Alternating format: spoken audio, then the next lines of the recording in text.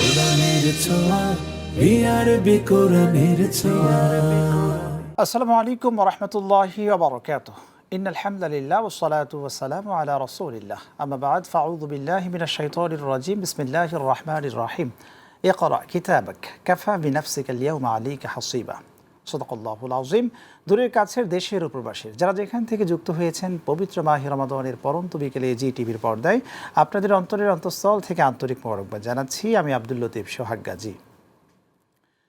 প্রিয় দর্শক, দ্বিতীয়বারের মতো অনুষ্ঠিত হতে যাচ্ছে মেধাবী ও এতিম হাফেজদের নিয়ে জাতীয় হিফজুল কোরআন প্রতিযোগিতা 2026।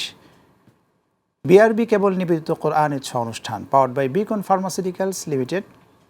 সহযোগী sponsor smart synthetic colour paste Mehedi, Al Arafah Islami bank PLC, চিস্তিয়া ওভারসিস। এবং এই পুরো আয়োজন জুড়ে নির্বাণ স্পন্সর হিসেবে রয়েছেন ইউনিভার্সিটি অফ স্কলার্স। সার্বিক ব্যবস্থাপনায় কোরআনের ছোঁয়া ফাউন্ডেশন ও কিউএস মাল্টিমিডিয়া। প্রিয় দর্শক, শুরু করছি কোরআনের ছোঁয়া ফাউন্ডেশনের তৃতীয় রাউন্ডের তৃতীয় পর্ব। হযরত উসমান গনি রাদিয়াল্লাহু আন গ্রুপের প্রতিযোগীদের নিয়ে। এই গ্রুপে 5 জন প্রতিভা অংশগ্রহণ করছেন। তাদের পবিত্র গ্রন্থ আল কোরআনের তিলাওয়াত বিশ্লেষণ করার জন্য আমরা বিজ্ঞ বিচারক প্যানেলে যাদেরকে আমন্ত্রণ জানিয়েছি, আসুন পরিচয় হয়ে আসি। পরিচয় করে দিচ্ছি বিদগ্ধ আলেমীদ্বীন, বিশিষ্ট ইসলামিক চিন্তাবিদ, হাফিজ কারি সালাউদ্দিন ফয়সাল হাফিজাহুল্লাহ। আসসালামু আলাইকুম ওয়া রাহমাতুল্লাহি ওয়া বারাকাতুহু। ওয়ালাইকুম আসসালাম ওয়া রাহমাতুল্লাহি ওয়া বারাকাতুহু। এই পর্যায়ে আমরা পরিচয় হব বাংলাদেশের ইমাম সমিতির সভাপতি, কোরআনের ছোঁয়া ফাউন্ডেশনের প্রধান উপদেষ্টা, আমাদের সকলের প্রিয় প্রথিতযশা হাফিজ কারি লুৎফর রহমান হাফিজাহুল্লাহ। আসসালামু আলাইকুম ওয়া রাহমাতুল্লাহ। ওয়ালাইকুম আসসালাম রহমতুল্লাহি ওবরাকাতুহু। প্রিয় দর্শক, এই পর্যায়ে আমরা পরিচিত হব সম্মানিত বিচারক হাফিজ কামরুল ইসলাম, সিনিয়র মুহাদ্দিস, বাইতুস সালাম মাদ্রাসার, মিরপুর, ঢাকা। আসসালামু আলাইকুম ওয়া রাহমাতুল্লাহি ওয়া বারাকাতুহু। ওয়ালাইকুম আসসালাম ওয়া রাহমাতুল্লাহি ওয়া বারাকাতুহু। এই পর্যায়ে আজকের এই পর্বে বিশেষ অতিথি হিসাবে আমন্ত্রিত হয়ে এসেছেন শেখ মুফতি সাইফুল্লাহ মুমিন, ইমাম ও খতিব, বাংলাদেশ প্রকৌশল বিশ্ববিদ্যালয়, ঢাকা। আসসালামু আলাইকুম ওয়া রাহমাতুল্লাহি ওয়া বারাকাতুহু। ওয়ালাইকুম আসসালাম ওয়া রাহমাতুল্লাহি ওয়া বারাকাতুহু। পরিচয় করে দিচ্ছি হাফিজ কারি মোহাম্মদ আবু বকর সিদ্দিক, প্রচার সম্পাদক, কোরআনের ছোঁয়া ফাউন্ডেশন। আসসালামু আলাইকুম ওয়া রাহমাতুল্লাহি ওয়া বারাকাতুহু। ওয়ালাইকুম আসসালাম ওয়া রাহমাতুল্লাহি ওয়া বারাকাতুহু। প্রিয় দর্শক, আজকের সম্মানিত অতিথি অভিজ্ঞ বিচারক মণ্ডলীর সাথে আমরা পরিচয় হলাম। এই পর্যায়ে তৃতীয় রাউন্ডের তৃতীয় পর্বের হযরত উসমান গনি রাদিয়াল্লাহু আন গ্রুপের প্রথম প্রতিযোগীকে ডেকে নিচ্ছি। আসছেন নেত্রকোনার বন্ধু, পবিত্র গ্রন্থ আল কোরআনের তিলাওয়াত নিয়ে হাসান রুহান। কোরআনের ছোঁয়া কোরআনের ছোঁয়া। হাসান রুহানকে প্রশ্ন করবেন শাইখ লুৎফর রহমান হাফিজাহুল্লাহ। হাসান রুহান, তোমার জন্য প্রশ্ন হচ্ছে বিসমিল্লাহির রহমানির রহিম ফাদউল্লাহ মুখলিসিনা লাহুদ্দীন ওয়ালাউ কারিহাল কাফিরুন। أعوذ بالله من الشيطان الرجيم. بسم الله الرحمن الرحيم.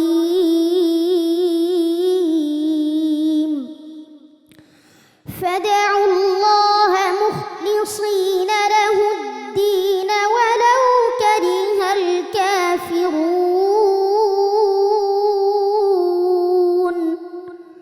رفيع الدرجات ذو العرش يلقي الروح من أمره على من يشاء من عباده لينذر يوم التلاق يوم هم بارزون لا يخفى على الله منهم شيء.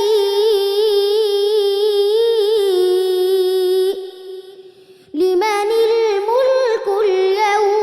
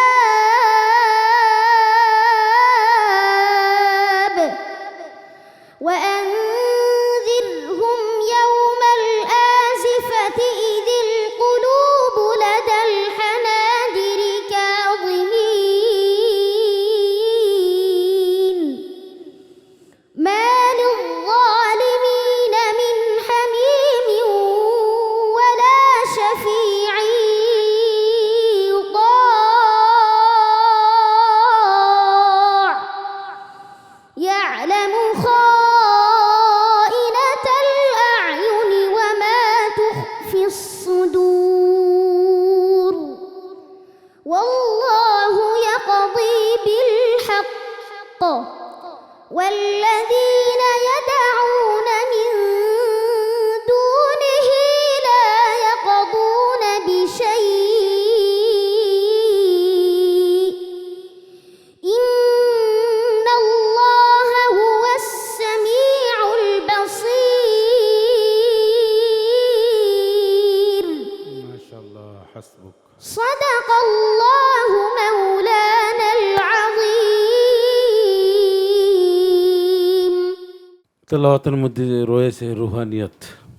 তুমি এই সুরটা কোথায় শিখেছো বলো তো? তুমি যে ধাক্কা দিচ্ছ আর এই মনে হচ্ছে সমুদ্রের যে ঢেউয়ের একটা শব্দ। আলহামদুলিল্লাহ, তোমার কণ্ঠটা একটু দেখি, একটু উঁচু করো তো। মাশাআল্লাহ, আল্লাহ তোমার কণ্ঠের মধ্যে বারাকা দান করুন। তবে দর্শক শ্রোতা যারা রয়েছেন, আপনারা দেখুন, আপনার সন্তানটা এভাবে তৈরি করুন। আপনার সন্তানকে এভাবেই কোরআনের হাফিজ হিসাবে আপনি নিয়ত করুন। আপনার পরিবার থেকে, আপনার আত্মীয়স্বজন থেকে সবাইকে হাফিজ কোরআন বানান। আল্লাহ তোমাকে বিশ্ব পরিমণ্ডলে যেন এই কোরআন নিয়ে যাওয়ার তৌফিক দান করেন। আল্লাহুম্মা আমিন। তোমার সম্পর্কে জানতে চাইবো আমাদের সম্মানিত অতিথি শাইখ মুফতি সাইফুল্লাহ মুমিন। হাসান রুহানি একটা লহে মাহফুজ। হাসান রুহানি কোরআনের জীবন্ত মওজেজা। সর্বদিক থেকে আমি তার বরকতের জন্য, তার কল্যাণের জন্য দোয়া করি। আমিন। বিশ্বমঞ্চ আমরা তাকে দেখতে চাই। তার যে সুরটা, এটা হলো একটা জান্নাতি সুর। আল্লাহ তার সুরের মাঝে তার তেলাওয়াতের মধ্যে বরকত দান করুক। আমিন। السلام عليكم ورحمة الله وبركاته ওয়ালাইকুম আসসালাম ওয়া রাহমাতুল্লাহি ওয়া বারাকাতুহু। আরবি কোরআনের ছোঁয়া।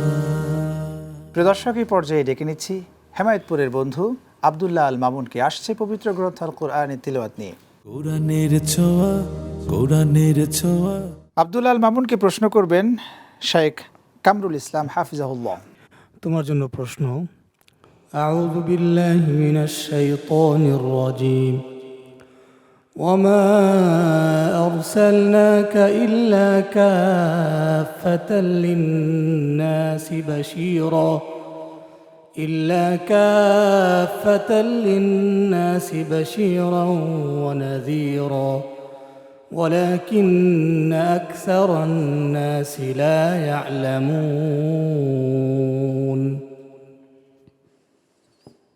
أعوذ بالله من الشيطان الرجيم.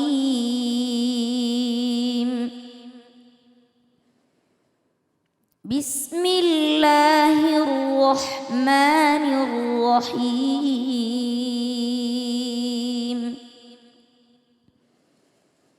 وما أرسلناك إلا كافة للناس بشيرا ونذيرا إلا كافة للناس بشيرا ونذيرا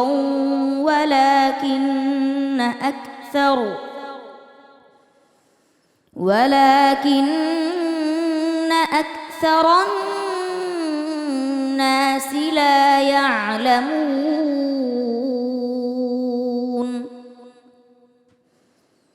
ويقولون متى هذا الوعد إن كنتم صادقين.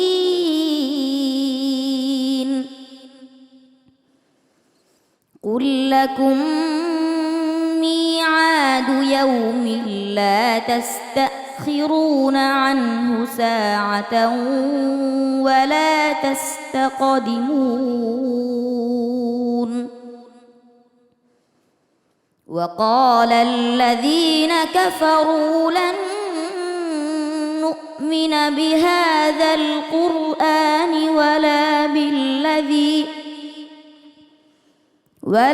بالذي بين يديه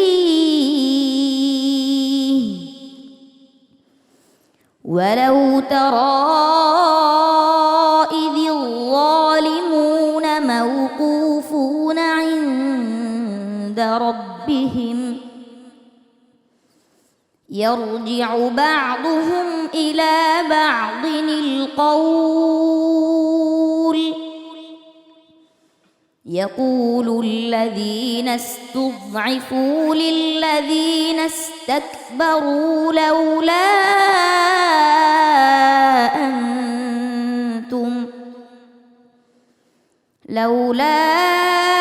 أنتم لكنا مؤمنين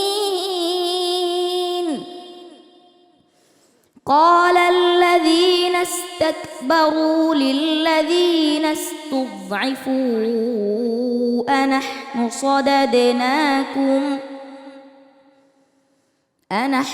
صددناكم عن الهدى بعد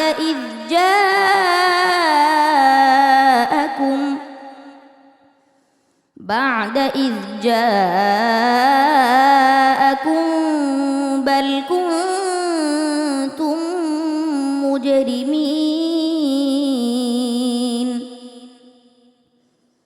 وقال الذين استضعفوا للذين استكبروا بل مكر الليل والنهار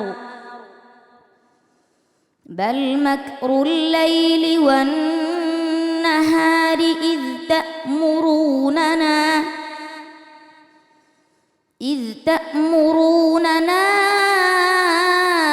أن نكفر بالله ونجعل لله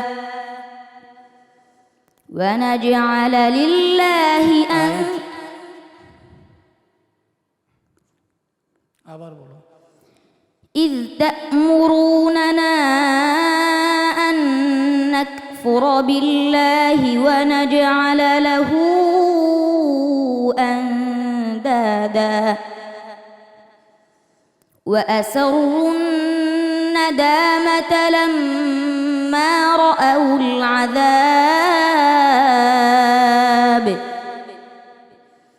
وجعلنا الأغلال في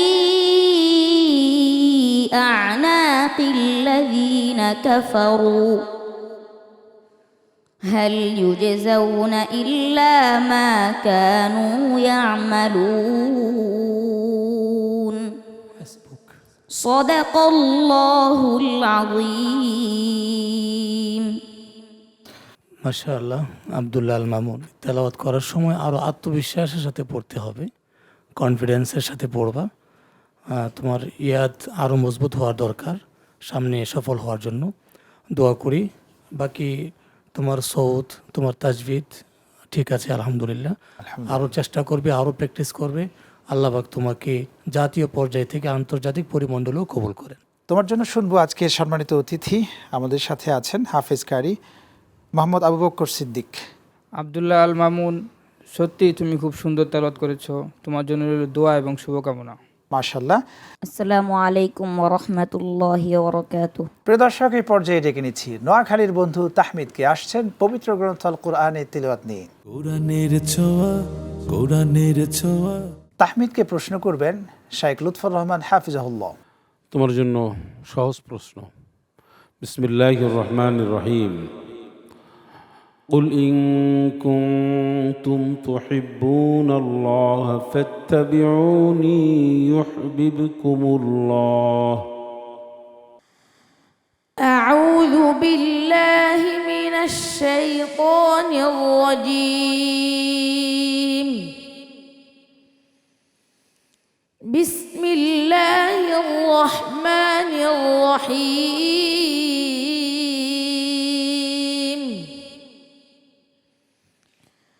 قل إن كنتم تحبون الله فاتبعوني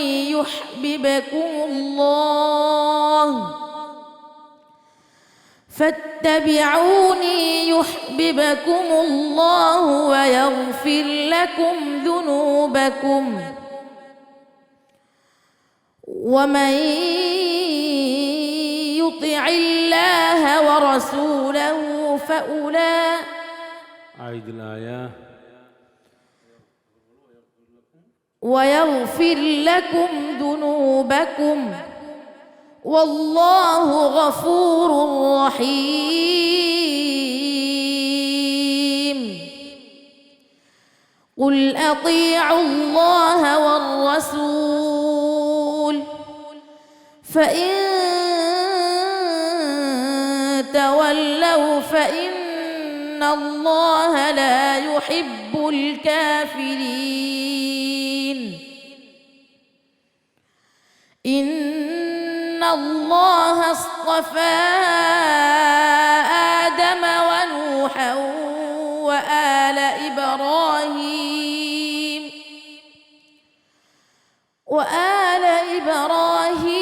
وآل عمران على العالمين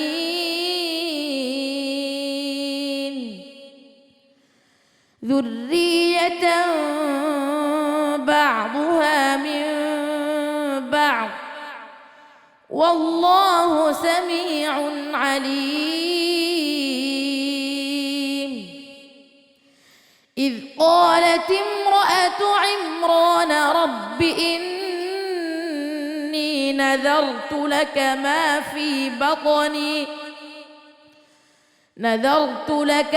في بطني محررا فتقبل مني إنك أنت السميع العليم فلما وضعتها قالت رب إني وضعتها أنثى والله أعلم بما وضعت وليس الذكر كالأنثى وإني سميتها مريم وإني أعيدها بك وذريتها من الشيطان الرجيم صدق الله العظيم আলহামদুলিল্লাহ, তাহমিদ ভালো পড়েছে। তবে এখন যে রাউন্ড চলছে এই রাউন্ডে ছোট্ট একটা ভুলের কারণে পিছিয়ে বড় পড়তে ধরনের হবে। তার একটা পিছিয়ে পড়ার সম্ভাবনা রয়েছে।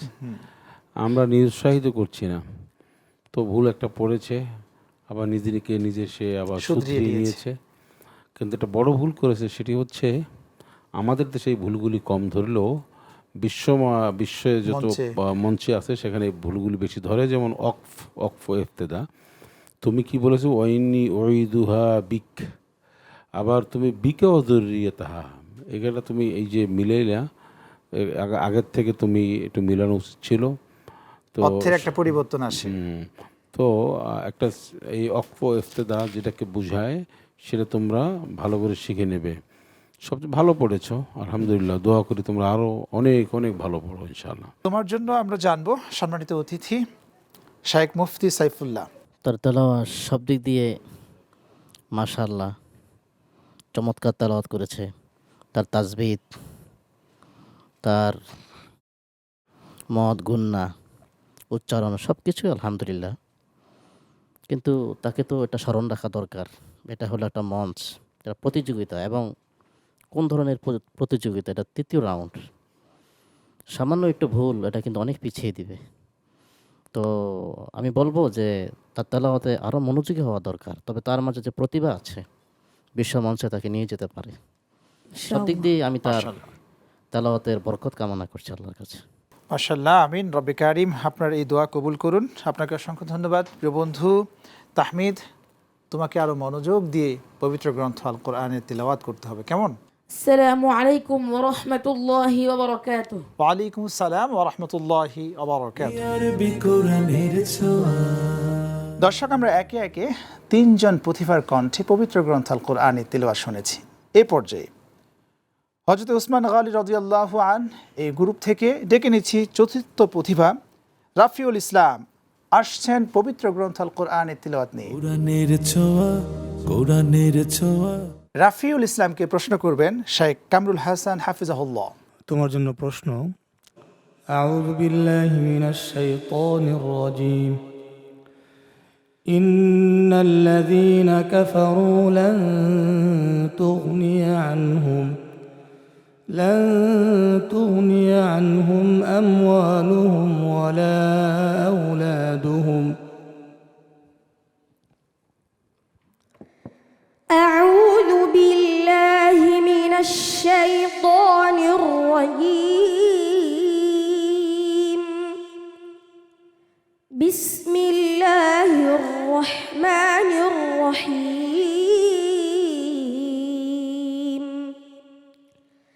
إن الذين كفروا لن تغني عنهم أموالهم ولا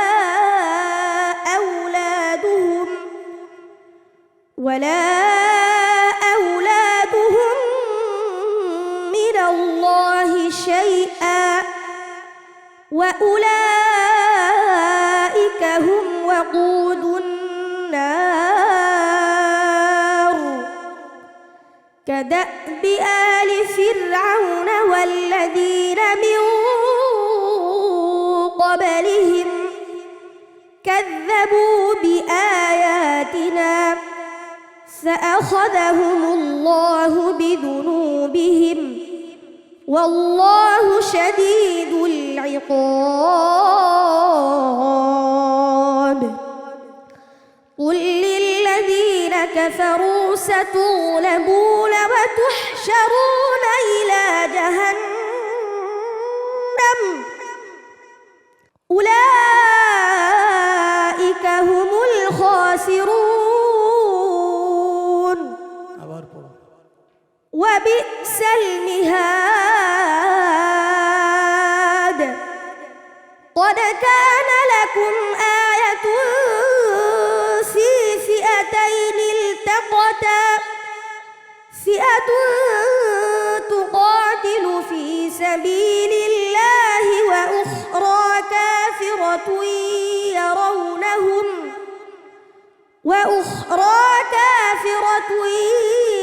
يرونهم مثليهم رأي العين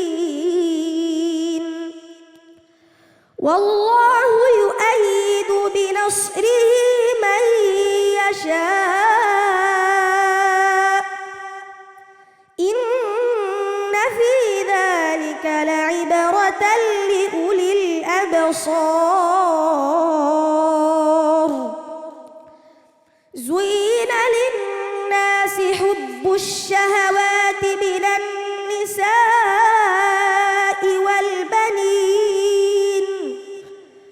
والبنين والقناطير المقنطرة من الذهب والفضة والخيل المسومة والأنعام والحرث ذلك متاع الحياة الدنيا والله عنده حسن المآب صدق الله مولانا العظيم মাশাআল্লাহ রাফিউল ইসলাম ভালো তেলাওয়াত করেছো। কিছু কিছু হরফের উচ্চারণে তোমার কিছু ত্রুটি আছে, যেমন ফা এর উচ্চারণের সময় বাতাস বের হওয়ার দরকার, সেটা হচ্ছে না। এরকম আরও কিছু বিচ্যুতি আছে তোমার, এগুলো ঠিক করে নিলে ইনশাআল্লাহ সামনের মঞ্চগুলো তুমি ভালো করবে ইনশাআল্লাহ। তোমার জন্য জানতে চাইবো আমাদের সম্মানিত অতিথি পর্যায়ে হাফেজ কারি মোহাম্মদ আবু বকর সিদ্দিক। মাশাআল্লাহ, সে খুবই সুন্দর তেলাওয়াত করেছে, তার জন্য রইল দোয়া এবং শুভকামনা। আসসালামু আলাইকুম ওয়া রাহমাতুল্লাহি ওয়া বারাকাতুহু। এই পর্যায়ে এই পর্বের সর্বশেষ প্রতিযোগীর তিলাওয়াত শুনবো। আসছেন মাগুরার বন্ধু আব্দুল আজিম। কোরআনের ছোঁয়া আব্দুল আজিমকে প্রশ্ন করবেন শাইখ সালাউদ্দিন ফয়সাল হাফিজাহুল্লাহ। তুমি স্বাভাবিক মোডে তিলাওয়াত করবে, রিল্যাক্স মোডে তিলাওয়াত করবে, কেমন? কোনো ভয় পাবে না ইনশাআল্লাহ। ইকরা মিন কওলিল্লাহি সুবহানাহু ওয়া তাআলা আউযু বিল্লাহি মিনাশ শাইতানির রাজীম বিসমিল্লাহির রহমানির রহিম الذين صبروا وعلى ربهم يتوكلون.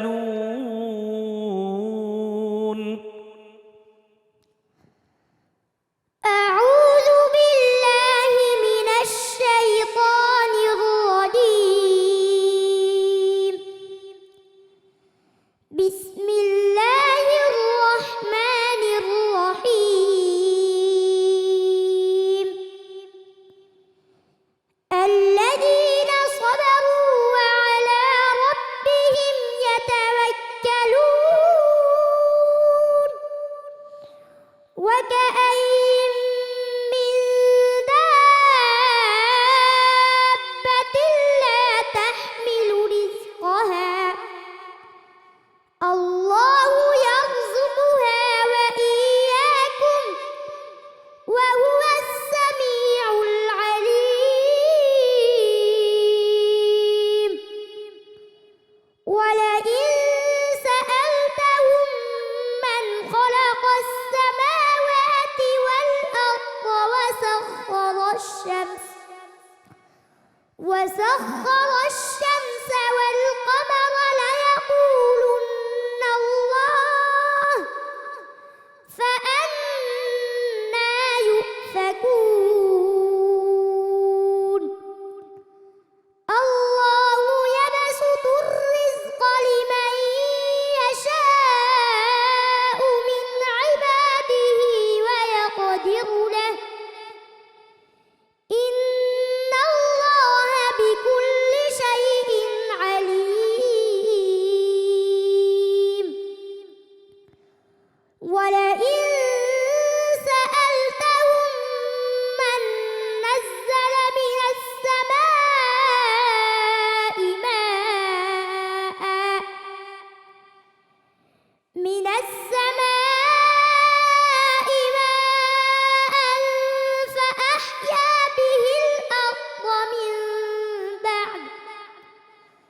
فأحيا به الأرض من بعد موتها ليقولن الله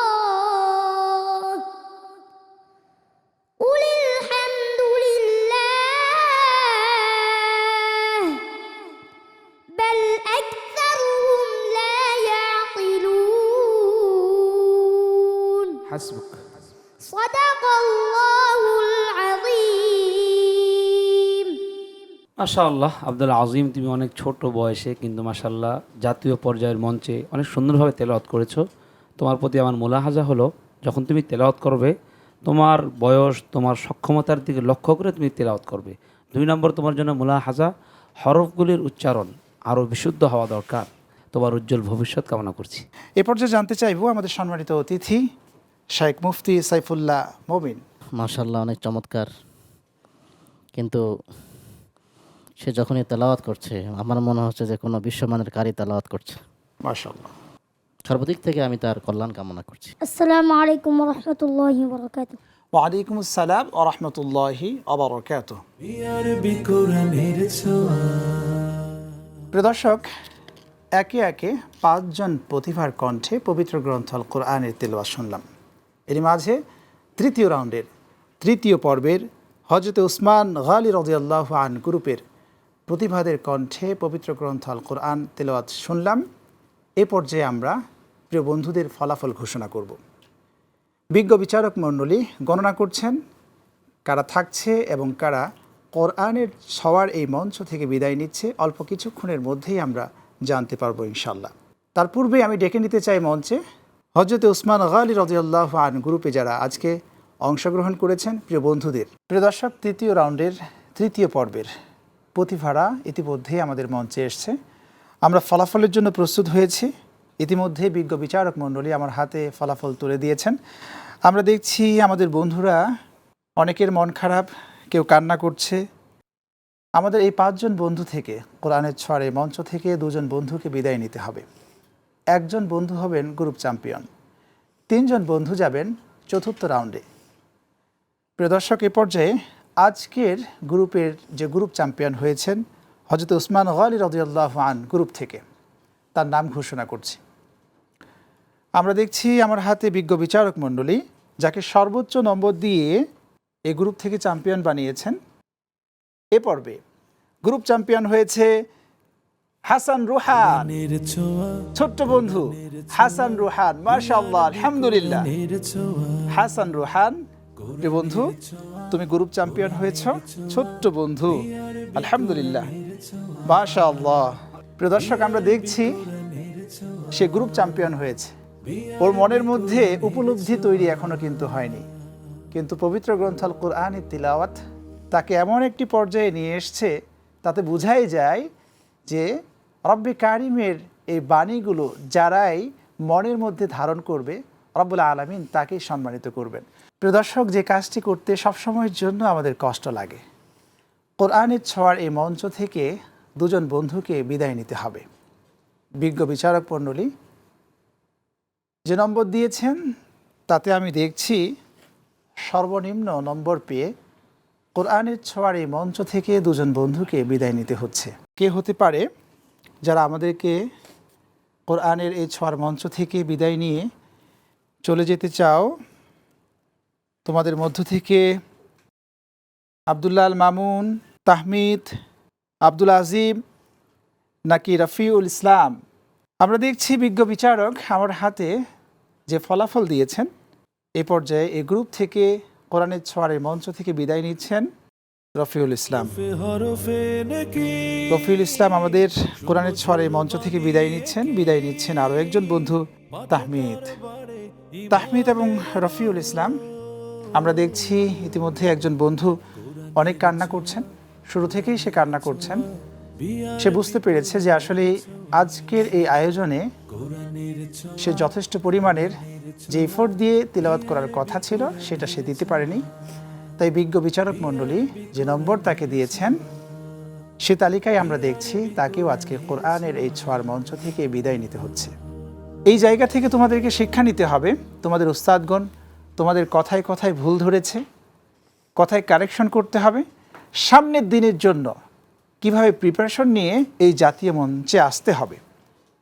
তোমরা কিন্তু সেই বাংলাদেশের প্রত্যন্ত অঞ্চল থেকে বাছাইকৃত প্রতিভা। আলহামদুলিল্লাহ, তোমরা এই পর্যন্ত এসছো, এটাই তোমাদের জন্য কিন্তু বড় অর্জন। তাই কষ্ট নেবে না প্রিয় বন্ধুরা। তোমাদের জন্য কোরআনের ছোঁয়ার ফাউন্ডেশন থেকে ক্রেস্ট ও সার্টিফিকেট থাকছে। সম্মাননা স্বরূপ নিয়ে আসছেন আমাদের আজকের অতিথিবৃন্দ। তাদেরকে ক্রেস্ট ও সার্টিফিকেট প্রদান করার জন্য আজকের সম্মানিত অতিথিবৃন্দদের মঞ্চে আসার জন্য আমি অনুরোধ করছি।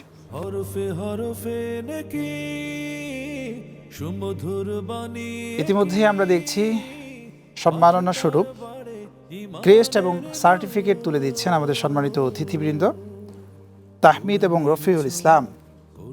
দুজন বন্ধুকে তোমাদের জন্য অনেক অনেক শুভকামনা থাকবে, দোয়া থাকবে। কোরআনের ছোঁয়ার এই মঞ্চে এসে যেভাবে করে তোমরা তোমাদের প্রতিভাকে বিকশিত করেছ, আশা রাখতে পারি সামনের দিনগুলোতে তোমরা এমন প্রিপারেশন নিয়ে আসবে কোরআনের ছোঁয়ার এই মঞ্চের সেই কাঙ্ক্ষিত প্রতিযোগী ইনশাআল্লাহ।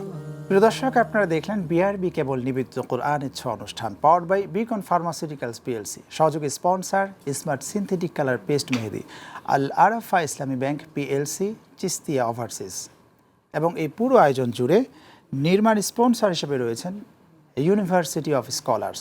সার্বিক ব্যবস্থাপনায় কোরআনের ছোঁয়া ফাউন্ডেশন বাংলাদেশ ও MS মাল্টিমিডিয়া।